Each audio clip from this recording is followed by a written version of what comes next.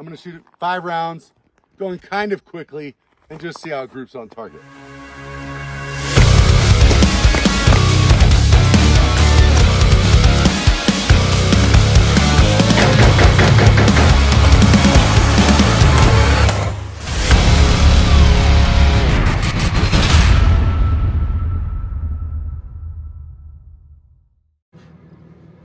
Okay, ladies and gentlemen, I'm going to flush cut and relief crown this Springfield TRP, okay? And in doing so, what I'm going to do is break down tools needed and just kind of walk you through the process. I did a Dan Wesson. I'm going to show you the pictures of that completed project and let you know exactly what I use. So I've looked at some of the videos of people doing these jobs, and they're very, very good videos, but they don't detail the tools in which they got to do the job. So with the Dan Wesson, I got this 1-inch cutter, okay? This is for the flush part of that. It's a 1-inch flush cutter. Now, when doing that with the 1-inch cutter, I'm going to try to demonstrate here for you. The cutter will carry down here, okay? So you will need to have an expendable guide rod spring cap because that cutter's going to chew that thing up. So you'll need to have one spare that you don't mind screwing up, okay? Because this cutter is just so broad. Then there's the 3/4 inch cutter. So I'll show you for reference. The 1-inch cutter, let's see if you can get that. When centered, takes up a lot of space and breaches into the space where the cap is at, okay? The 3/4 inch cutter, when centered, does not do that. So you don't have to worry about having an expendable cap when you're using the 3/4 inch cutter like you do on the 1-inch cutter. You have a 45-degree, okay, crown cut. Now, this is the 1/2 inch 45-degree crown cut. So if you're using this one, it will cut a crown in the barrel after you flush cut it, but it won't. It's not as wide as the outside diameter of the barrel, so you are going to just crown the barrel. You will not be crowning into the bushing. With the 3/4 inch, it will cut into the bushing, so you can kind of blend it a little better, make it look like the barrel and bushing are kind of melted together with the 3/4 inch, where the 1/2 inch 45-degree cutter does a really nice job just putting a bevel into the barrel.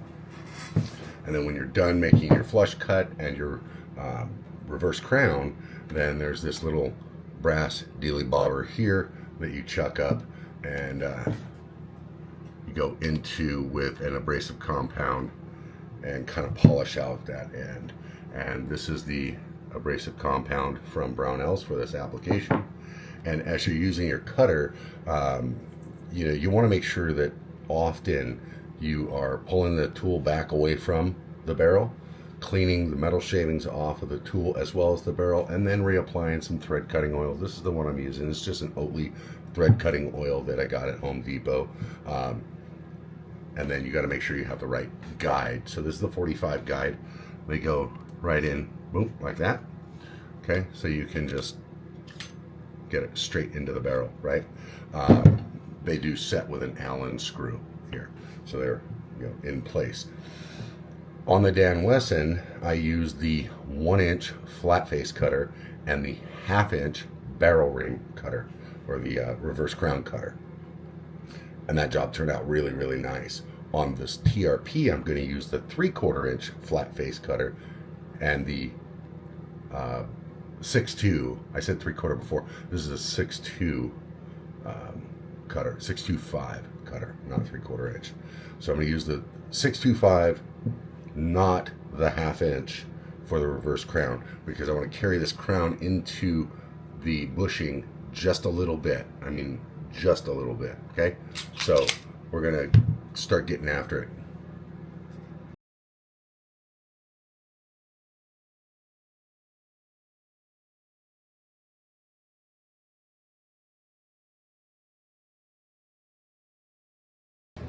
Alright, so we're just getting some cuts done. And I don't really push very hard. I'm gonna let the tool do the cutting. I get about 10 good rotations or so and I pull it out. Just take a toothbrush, clean the metal shavings out of the cutter. Okay. Just keeping things clean. And you know, some guys may not do this, but I want to try to make this stuff last as long as I can. And then I just apply some cutting oil to the cutting teeth, and then a little bit to the guide. Get it in the barrel, and just start getting some more cuts in. Okay, so we're getting pretty close. Focus isn't the easiest thing to do on this, but we're getting pretty close to where you know, the flat cutter is almost getting ready to touch that bushing. So we're just going a little slow. It's taking a little longer than it did on the Dan Wesson, just because there's, you know, more material to remove. These Springfield's barrel sticks out a little bit, but go slow, clean your cutter often, and as soon as I get to a place where we're actually touching the bushing, I'll show you how that looks. Okay, so hopefully this guy focuses up, but we have gotten to the point where we are pretty much flush cut here. A little more cutting is happening right now at the bottom and the bushing, and we need to match that to the top so everything is flush. So we're getting a little bit more cutting to do before we switch. Let's see. Before we can switch over to the crown portion of this. But it's starting to take shape. Okay, so we're done with the flush cut portion of this job. We've got a little step here on the bushing. We're gonna have to use a file to get that knocked out, but everything's looking really nice. And now we're gonna start the reverse crown. Okay, now that we've got the flush cut portion done, we're moving on to the reverse crown portion of this job.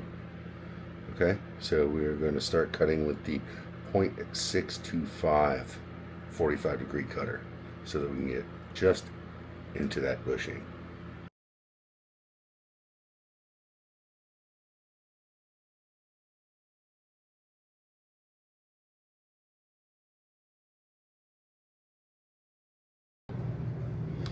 Now I just picked this guy up, so we're going to see how it runs.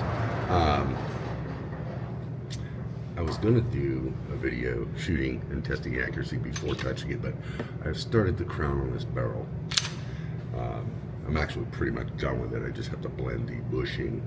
So I'm going to have to refit the slide and the barrel, but it's a new TRP with less than 200 rounds on it and a little bit loose. So we're just going to see how it shoots today.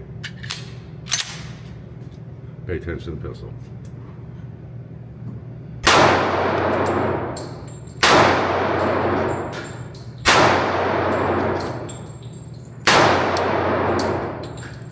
Okay. Fair to eject. Oh, fell at your feet. Interesting. So that's a live round. Okay.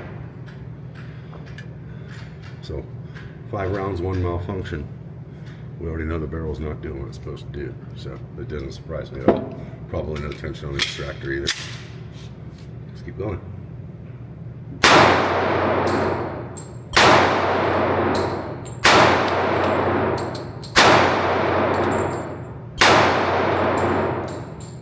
Okay.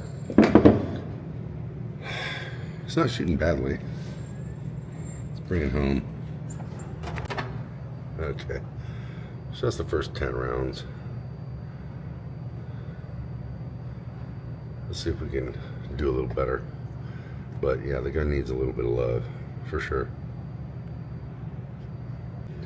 Alright, so this TRP seems to be struggling with reliability, so we're going to just put it through its paces.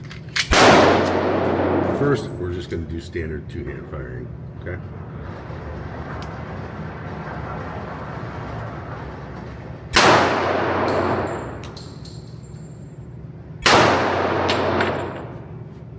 I'm just evaluating the pistol as I go. I'm having a problem with accuracy.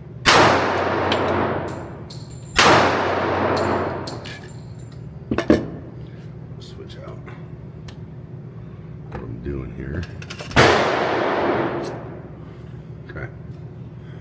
It's not having an accuracy issue, it's having a reliability issue.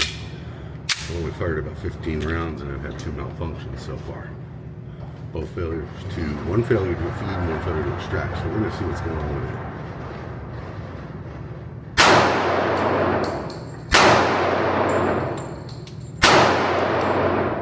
Okay. Man, fogging these things up like crazy.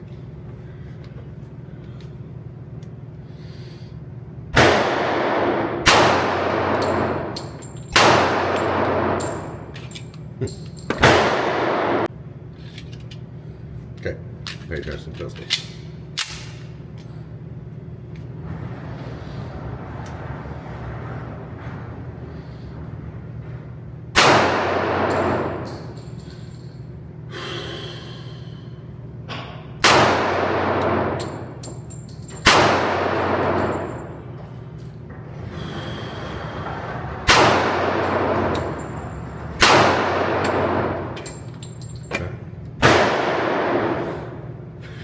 That was pretty good.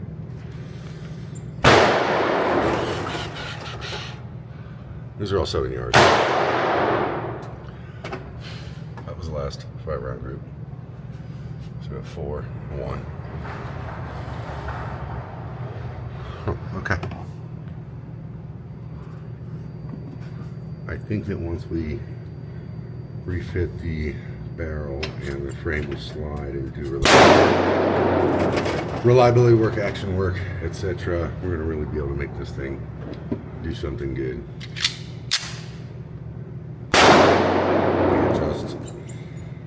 Didn't go quite the same.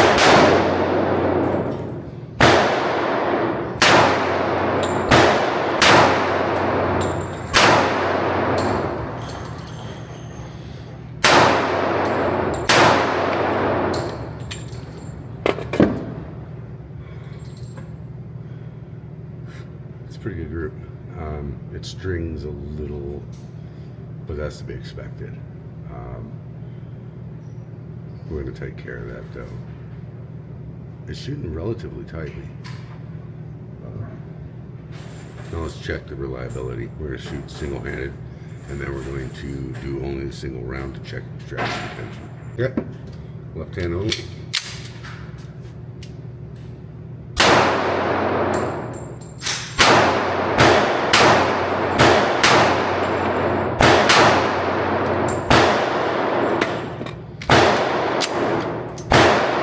Right hand only.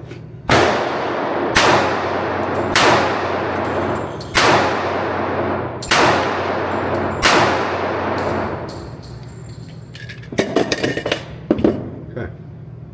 No issues, man. This thing is banging away. And these were all towards the A zone, right? I think I pulled one out. But at that pace, 7 yards, single-handed, no problems. It's solid.